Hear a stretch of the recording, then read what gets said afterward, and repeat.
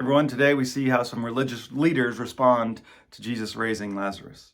The chief priests and the Pharisees called together the council and said, "What are we going to do? This man is doing many signs. If we let him go on like this, everyone will believe in him. Then the Romans will come and take away both our holy place and our people."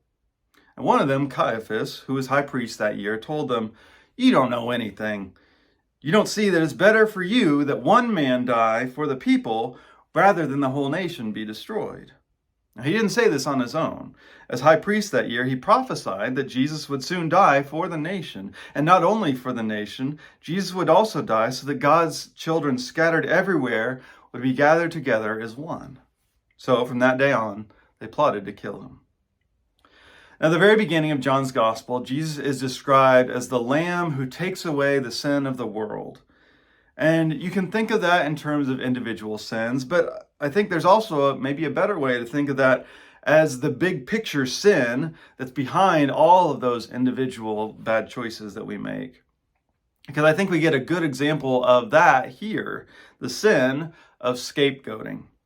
Now, that term, it comes from a specific Old Testament law where you would take a literal goat and you would put sins on it and then exile it out into the wilderness.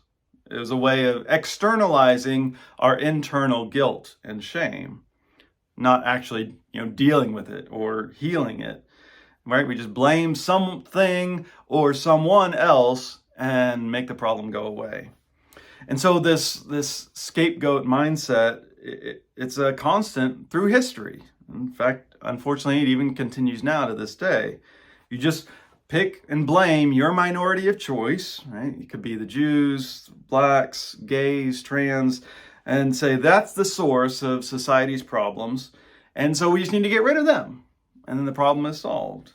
You ignore how this is usually the powerful blaming the powerless for somehow controlling everything.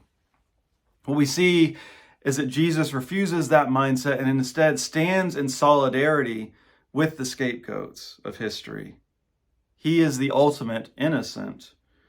And he does this, it's intended to expose the flaw in that thinking, which 2,000 years later, unfortunately, we still haven't grasped. Like Caiaphas, we still just want to think of Jesus as a sacrifice so that, we don't have to really reckon with the harm that we cause. We just, let it be taken care of. Instead of seeing Jesus as an example of self-sacrifice so that we would imitate him and lay down the power and privilege that we have for the sake of those who have none. The world says, we are going to sacrifice you for us. Christ says, I am willing to lay down my life for you.